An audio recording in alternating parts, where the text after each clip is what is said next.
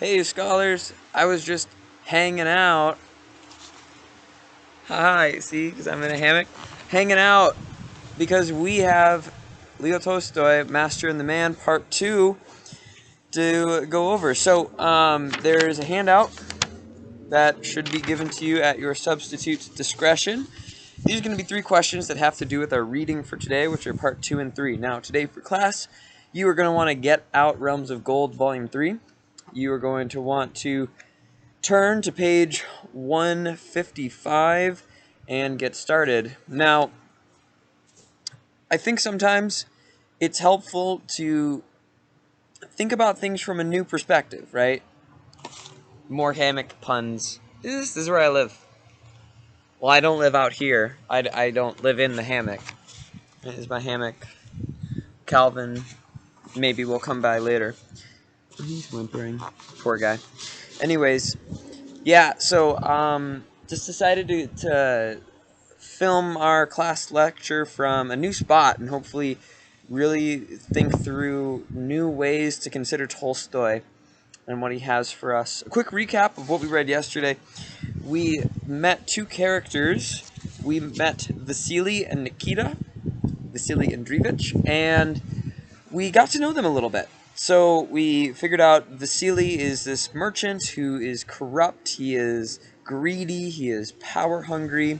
He definitely does not have the best interest of many other people at heart. And then we also have Nikita, who, while struggles with this bout of alcoholism that's key to his character, it's not something that is all of who he is. So he's also very kind-hearted, honest, hardworking person. He's loyal. He follows Vasily into this adventure because the premise of this entire text is Vasily wants to buy a forest, and there are rival merchants, these loggers or timber cutters. I forget what it's called.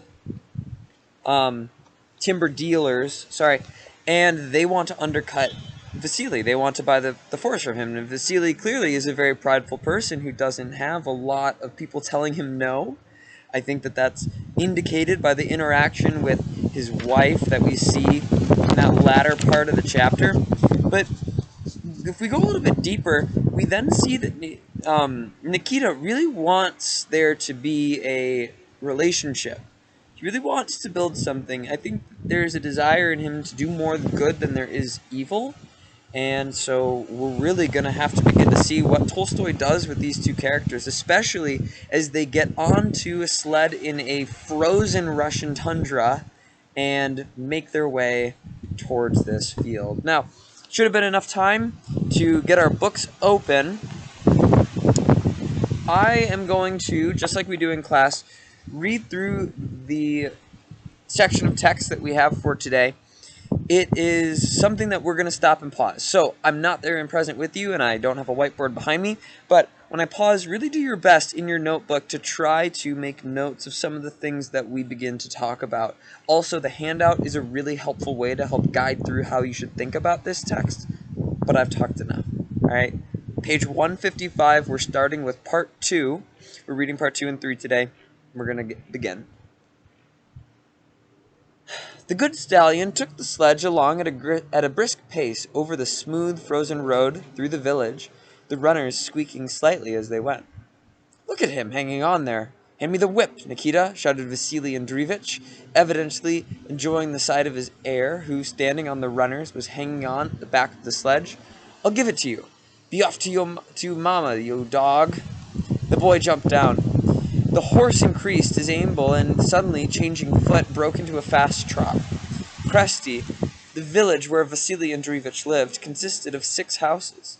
As soon as they had passed the blacksmith's hut, the last in the village, they realized that the wind was much stronger than they had thought. The road could hardly be seen.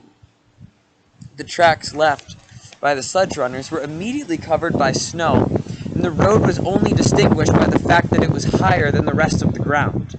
There was a whiff of snow over the fields, and the line where the sky and earth met could not be seen.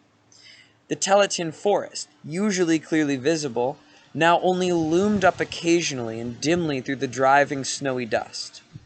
The wind came from the left, insistently blowing over to one side the mane on McCordy's sleek neck, and carrying aside even his fluffy tail, which was tied in a simple knot. Real quick, you're going to want to note page 156. I'll try my best to notate every time that Tolstoy uses a left versus right analogy, because what we're going to begin to find is that that's a metaphor that goes a little bit deeper than just the direction. I think part 3 does a better job of explaining this, so we're going to hang off on that, but just notate that for now. Nikita's wide coat collar, as he sat on the windy side, pressed close to his cheek and nose. "This road doesn't give him a chance. It's too snowy," said Vasily Andreevich, who prided himself on his good horse. "I once drove to Pashutino with him in half an hour." "What?"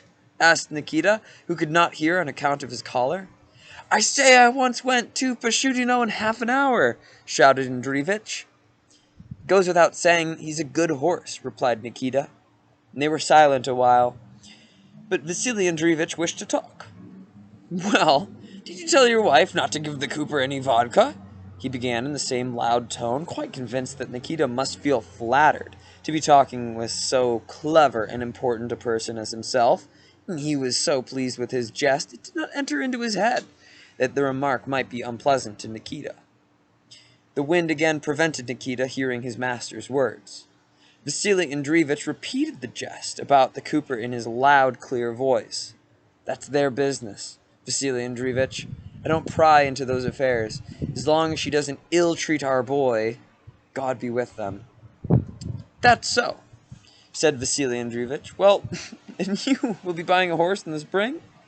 He went on, changing the subject.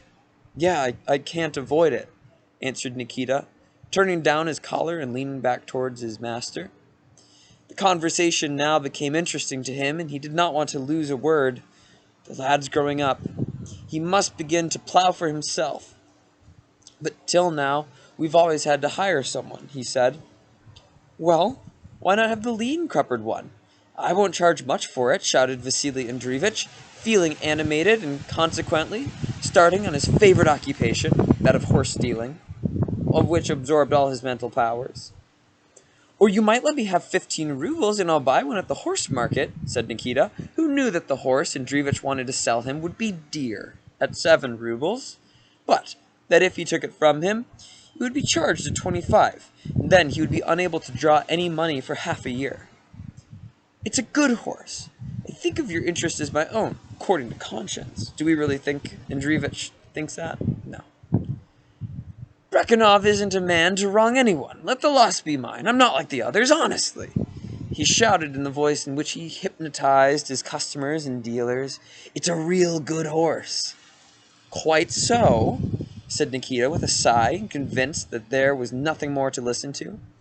He again released his collar, which immediately covered his ear and face. They drove on in silence for about half an hour. The wind blew sharply onto Nikita's side and arm where his sheepskin was torn. He huddled up and breathed into the collar which covered his mouth and was not wholly cold. "What do you think? Shall we go through Kamyshevo or by the straight road?" asked Vasily Andreevich. Through the road, the Kamyshevo was more frequented and was well marked with a double row of high stakes. The straight road was nearer, but little used and had no stakes, or only poor ones covered with snow. Pause for a second. I'd like you to make a note on page 158. This is a significant element to the metaphor that Leo Tolstoy is trying to demonstrate. Now, you may have caught on, but what we're supposed to see through Vasily and Nikita is more than just two men traveling from one spot to another. We're supposed to see the two natures of how Tolstoy personified himself journeying through this course of life. Now, that last sentence, that it was more frequented and well marked with a double row of high stakes. The straight road was nearer, little used, and no stakes, or only poor ones covered with snow.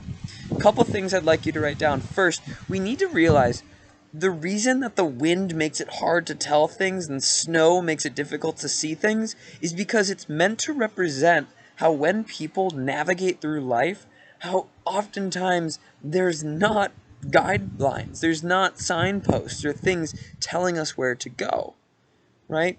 Now, behind me there are roads, and in those roads they have different markers that tell people the speed limit, where they can and can't turn, and even the lanes to drive in. But life doesn't work that way. Oftentimes, it's a lot more ambiguous, much like driving a sled through a snowy Russian tundra, not knowing exactly where you need to turn or where to go, right or left. And on that note, go back to where I asked you to make a note about left and right. Throughout the story, Tolstoy employs religious imagery of right and left. Now, this is a reference back to an aspect of the Christian scripture where there's a scene at the end of all days where there are two groups of people in front of God who is judging them, one on the right and one on the left. And God, in this Christian example, says to the ones on the right that they were righteous and lived lives that were meaningful. To the left, he says that, depart from me, I never knew you. And those are elements that Tolstoy is employing, where we make decisions that are morally based, right? And oftentimes, we don't know which one is the right or the wrong. It's just choosing an action, or we don't spend the time to think about the action that we are taking place in. So Vasily, in many ways, as he's orienting the sleigh towards the left, is supposed to represent how the life choices we make that are more geared towards doing the wrong thing end up ultimately leading us astray from the straight, true path that we should be going down. However, oftentimes that straight path is unmarked. We don't know what it is, and we have to realize that when we're dealing with ethics and morality, it's more than just saying, I'm going to make one choice and it's going to be the right thing. Sure, that could be the case, and it may be that you know what you're supposed to be doing. Oftentimes it is not the case, right? And Tolstoy is wrestling with that. He's asking himself, did I make the right choices throughout the course of my life, right? That first question, what does Tolstoy do to indicate Vasily is lost, both literally as he journeys and morally while he lives? I think what we have to see here is that he uses these things that get in the way and don't help him understand where he's supposed to be, is demonstrating the moral, the moral chaos that exists in Vasily. He's not able to make choices that lend himself to virtue because ultimately he hasn't trained himself on virtue. You'll never be able to spot a counterfeit if you don't understand what the true is. It's part of the reason why we do what we do. It's because if you know what you're supposed to look like, you know how to create it in your life. Not a question you have to write down, but do you do that? Do you take time to reflect on if you are doing the things you need to be doing? Or are you taking time to reflect on if you're making choices and are they leading you to the left or the right? Like, I think it's so fitting that I get to do this lesson here in front of you, because some of the times when I've been so stressed about decisions and not knowing what to do and not knowing the right path to take, the right or the left, I like to come out in nature. I like to just sit out here. For some reason, it's calming. It's different than when you're just in the normal routine. Having things from a different perspective, quite literally, can be something that helps us to better understand ourselves. I encourage you to do that, just one person to another. But I've spent enough time here. It's helpful because when I'm recording, I have the time in front of me, and so, it keeps me going, right? But let's get back to our text. Top of page 158. Nikita thought a while. Though Karamashov is farther, it is better going, he said.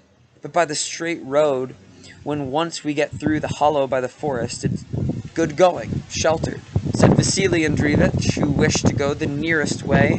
I know I just paused, but just notice, Vasily wants to do the nearest thing, the shortest thing. He's not concerned about if he is doing the right thing. He's not concerned if he is doing the hard, good thing. Kids, like, honestly, there's so many ways in your life you can take the easy way out of things. And honestly, you're going to see people on a daily basis choose to do that.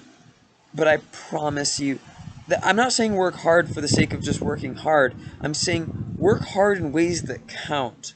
Work hard in ways that mean something, because if you're able to do something that means something, typically speaking, you're going to have to do the hard, true thing that requires more effort, but it's more worth it. It's that legacy-minded question. Are you somebody who is more concerned with taking the easy way out of things, like Vasily, the nearest path?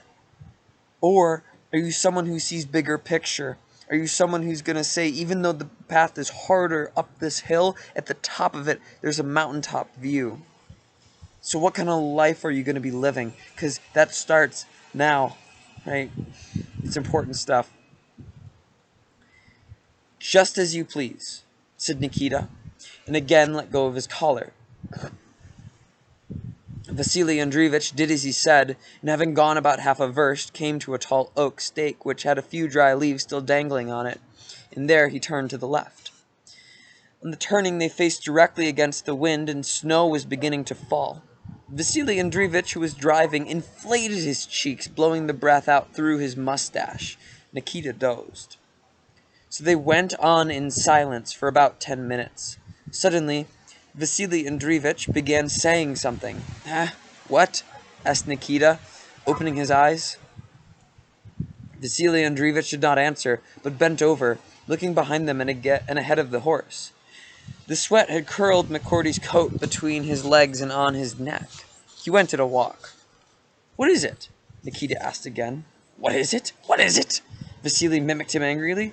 There are no stakes to be seen. We must have got off the road. Well, pull up then, and I'll look for it, said Nikita. Jumping down lightly from the sledge and taking the whip from under the straw, he went off to the left from his own side of the sledge. The snow was not deep that year, so it was possible to walk anywhere, but still in places it was knee-deep and got into Nikita's boots. Remember, Nikita's boots are not the highest quality. We'll rediscover that again soon. He went about feeling the ground with his feet and the whip, but could not find the road anywhere. Well, how is it? Asked Vasily Andreevich when Nikita came back to the sledge. There is no road this side. I must go to the other side and try there, said Nikita. There's something there in the front. Go, and have a look. Nikita went to what had appeared dark, but found that it was earth which the wind had blown from the bare fields of winter oats and had strewn over the snow, coloring it. Having searched to the right also, he returned to the sledge, brushed the snow from his coat, shook it out of his boots, and seated himself once more. We must go to the right, he said decidedly. The wind was blowing on our left before, but now it is straight in my face. Drive to the right, he repeated with decision.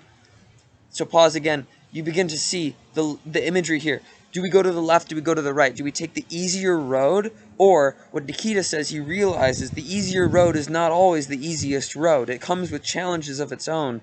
In this case, they're lost. They're off the path. However, they go to the right.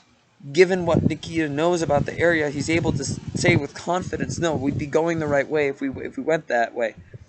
And his decision. Let's keep seeing. Vasily Andreevich took his advice and turned to the right, but still there was no road. They went on in that direction for some time. The wind was as fierce as ever, and it was slowing lightly. It seems, Vasily Andreevich, that we have gone astray, Nikita suddenly remarked, as if it was a pleasant thing. What is that? He added, pointing to some potato stems that showed up from under the snow. Vasily stopped the perspirating horse, whose deep sides were heaving heavily. Why is it? Why, we are on the Zakharov lands. See, we've got to. Nonsense, retorted Vasily Andreevich. It's not nonsense, Vasily Andreevich, it's the truth, replied Nikita. You can feel that the sledge is going over a potato field. There are heaps of stems which have been carted here. It's the Zakharov factory land. Dear me, how we've gone astray, said Vasily Andreevich. What are we to do now? We must go straight on, that is all. We shall come out somewhere, if not at Zakharovia, then at the proprietor's farm, said Nikita. Vasily Andreevich agreed and drove as Nikita had indicated, so they went on for a considerable time. At times they came into bare fields, and the sledge runners rattled over frozen lumps of earth. Sometimes they got onto a winter rye field or a fallow field in which they could see stalks of wormwood and straws sticking up through the snow and swaying in the wind.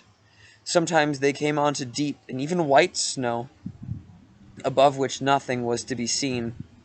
The snow was falling from above and sometimes rose from below. The horse was evidently exhausted. His hair had all curled up from a sweat and was covered with hoar frost, and he was at a walk. Suddenly, he stumbled and sat down in a ditch or gully. Vasily Andreevich wanted to stop, but Nikita cried out to him, "Why stop? We've got in and must get out. Hey, pet! Hey, darling, get up, old fellow!" he shouted in a cheerful tone to the horse, jumping out of the sledge and himself getting stuck in the ditch. The horse gave a start and quickly climbed out into the frozen bank. It was evidently a ditch that had been dug there. "Where are we now?" asked Vasily Andreevich. "We'll soon find out," Nikita replied. "Go on, we'll get somewhere." "Why, this must be the Gorichin forest," said Vasily Andreevich, pointing to something dark that appeared amid the snow in front of them. "We'll see what forest it is when we get there," said Nikita. He saw that beside the black thing they had noticed, dry oblong willow leaves were fluttering, so he knew it was not a forest but a settlement. He did not wish to say so. In fact, they had not gone 25 yards beyond the ditch I'm sorry, I thought there was like a big bug. My bad. 25 yards beyond the ditch before something in front of him, evidently trees, showed up, black, and they heard a new sound, a melancholy sound. Nikita had guessed right. It was not a wood, but a row of tall willows, which a few leaves still fluttering on them here and there. They had evidently been planted along the ditch, around a threshing floor. Coming up to the willows, which moaned sadly in the wind, the horse suddenly planted his forelegs above the height of the sledge, drew up his hind legs also, pulling the sledge onto higher ground, and turned to the left, no longer sinking up to his knees in the snow. They were back on a road. "Well, here we are, but heaven only knows where we are, or heaven only knows where," said Nikita. The horse kept straight along the road through the drifted snow, and before they had gone another 100 yards, the straight line of the dark wall of the barn showed up back before them, its roof heavily covered with snow which poured down from it. The second question that's on your handout here says, how does Nikita acknowledge their fragile human nature in the context of the grand scheme of life? And I really want to just use this on page 160 and 161 as a way for us to better understand just where Nikita and Andreevich find themselves.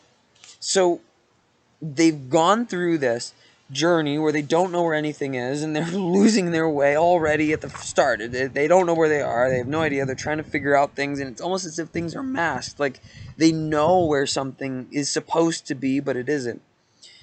This quote, "Well, here we are, but heaven only knows where." If you take a moment and you think about that, you think, well, what do you mean? Here we are, but heaven only knows where? Do you know where you are? Do you really know where you're supposed to be? No, you don't.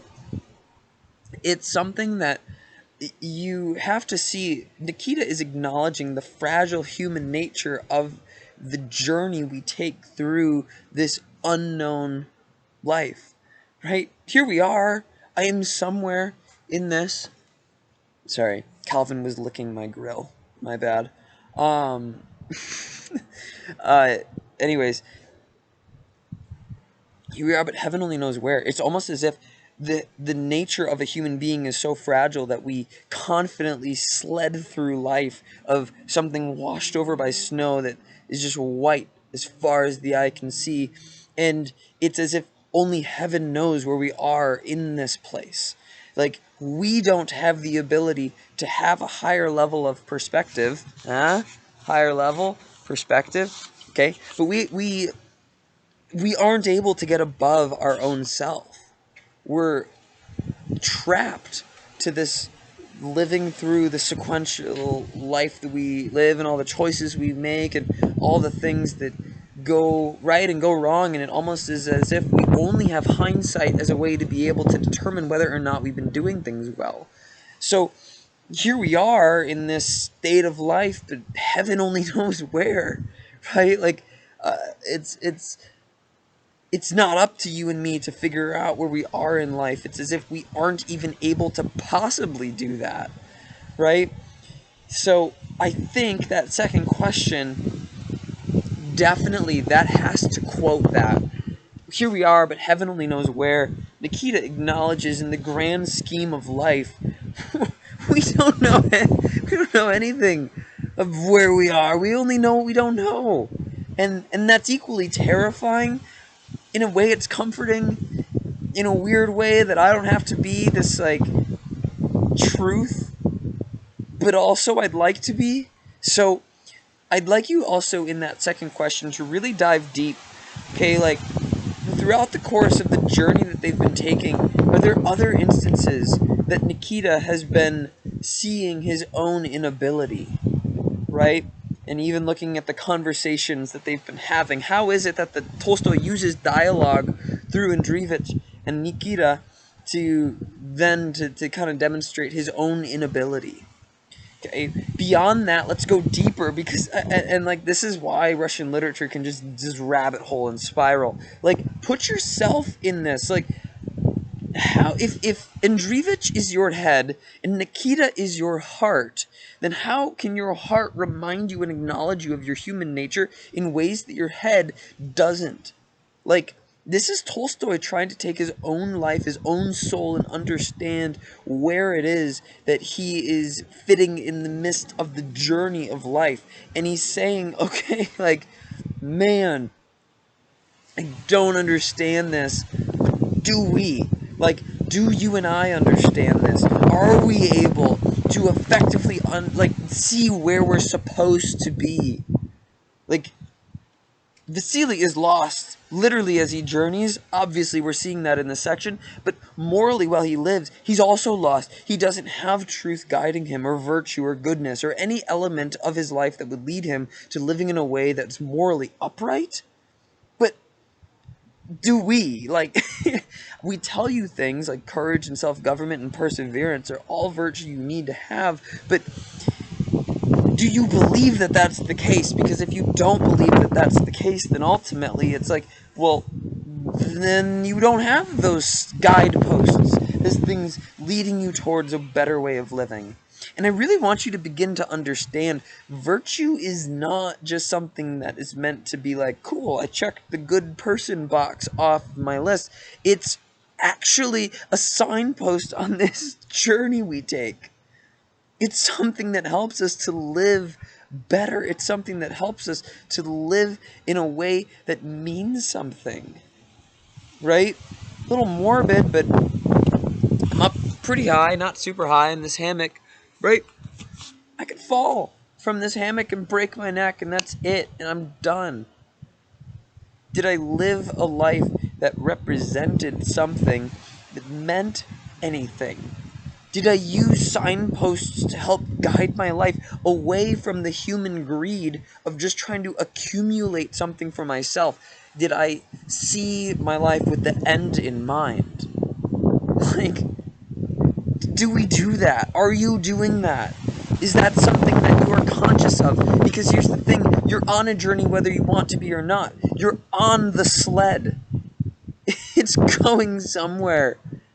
Are you looking for the signposts? Are you trying to make the right choices? Or are you allowing yourself to drift ever further into the frozen abyss, to the left or to away from the moral signposts and standards that we have? Really. If you get that, the trajectory of your life is so much different. And that's why I think there's need to ask this second question. How does Nikita acknowledge their fragile human nature?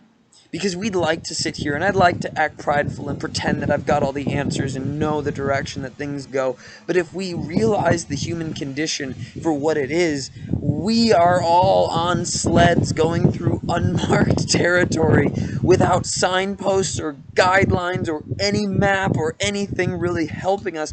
And ultimately, what we have is our fragile human nature that seeks to make little choice after little choice after little choice that brings us to a place of solace and meaning and legacy. The grand scheme of life is much bigger than just like a do this choice or be a virtuous person and everything will turn out well. Maybe.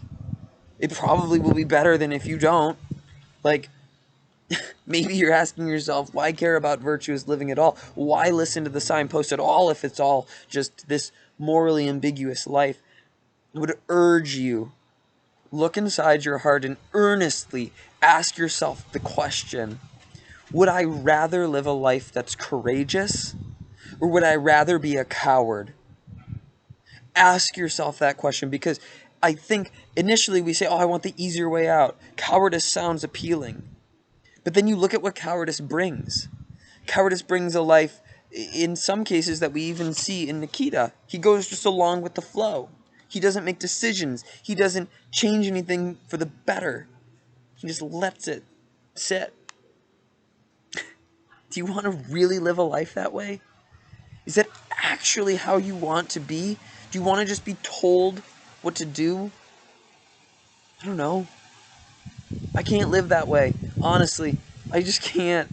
I need to be active in my own life, and that takes courage, because it takes courage to look at my own heart, to recognize, am I doing what I need to be in here ever before I share anything else? Like, it's a tough lesson. Do you actually want to live a life that you just drift? Do you really want to do that? Because honestly, guys, that's what a lot of people's lives turned into. Drift. And they just aimlessly go through life. Nah, I'll do what's easy. I'll do what's convenient. Guys, you are missing out on so much that life can offer. I promise you, the intentional life is a harder path, but it's a path that is more meaningful, and it is a path that is ultimately more purposeful.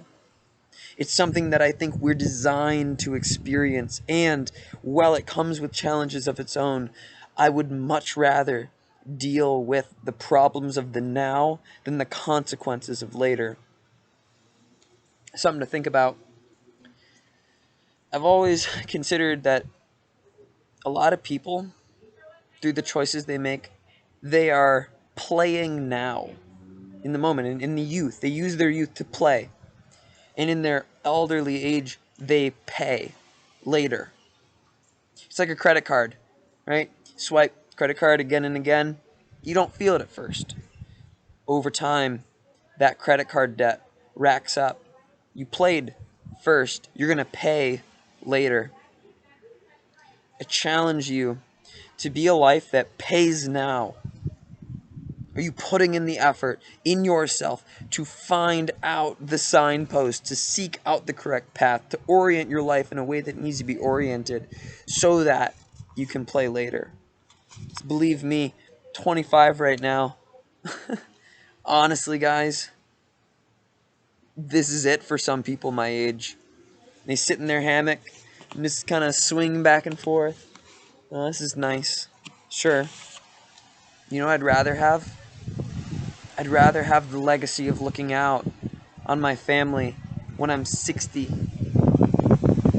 Being able to say, I spent my 20s in a way that led me to be able to enjoy what play should be. Not selfish, but selfless. Play at its core is shared. It's with others. Right? If play is just all about me, I'm missing the point, and it's less than. And that's the lie that Andreevich buys. Vasily believes his entire life is just about him. It's not. He misses out. Calvin! Calvin! Sorry, quick Calvin break. Can you guys see him? Calvin! See him in there? I don't know. There he is. Hi, buddy. You watching me? Oh. Calvin says hello to everybody. Okay, that's enough Calvin for now. Anyways. Now he's all excited. He's like, wow, I want to go outside.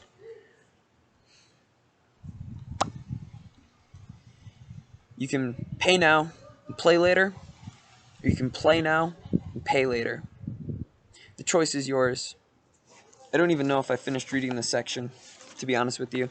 And it's funny, because I thought I would be able to get through more. I'm like, oh, I'm just going to read into a camera. But, you know, Mr. Fote. I'm going to finish reading this section 2 here, and then I'll give you what we need to be doing for the rest of the class. The horse kept straight on page 161. The horse kept straight along the road through the drifted snow, and before they had gone another 100 yards, the straight line of the dark wall of barn showed up black before them, its roof heavily covered with snow which poured down from it. After passing the barn, the road turned to the wind, and they drove into a snowdrift. But ahead of them was a lane with houses on either side, and so evidently the snow had been blown across the road, and they had to drive through the drift. So in fact it was. Having driven through the snow, they came to a street, the end house of the village, some frozen clothes hanging on a line, shirts, one red, one white, trousers, leg bands, and a petticoat, fluttered wildly in the wind. The white shirt, in particular, struggled desperately, waving its sleeves about. There now, either a lazy woman or a dead one has not taken her clothes down before the holiday, remarked Nikita, looking at the fluttering shirts. When you turn the page on 162, you get to section 3. I thought we would get to it today. We didn't. Sorry about that. Figured you guys would be okay with it. So here's how this assignment's going to go. I actually only want you guys to do question 1 and question 2. And fill them out fully. Fill them out completely. Don't just write, this is in the text, this is what I... No. Give me what you think. Give me part of you. Just like Master and Man is Tolstoy's soul being put on display for us. I want you to seek to do the same. I want you to reference the text, but I really want you to be honest with yourself and how you fit into this. How does question 1 and question 2 apply to your life in a direct way? That's part of the question. So, I'm going to sign off here, but I really want you guys to spend the rest of the time you have here in class working through those 2 problems. You don't have to turn that assignment in. I thought you would, so you don't actually have to do that. Take it home over the weekend. Okay? Your homework for the weekend, I know, I'm sorry, read part 3. When we get back together, we're going to go over this 3rd question. Okay? So, part 3, according to my notes, it's 7 pages. So, please get that done for me. All I want you to do is read it, and we'll come back and we'll finish and make sure we get notes together. Okay? I wish you all the very best weekend. I hope you know that I miss getting to be with you guys very much. I will do my best to represent our school well down in Miami, and I will see you guys back on Monday. Stay safe, have fun, pay now, and you can play later. See ya.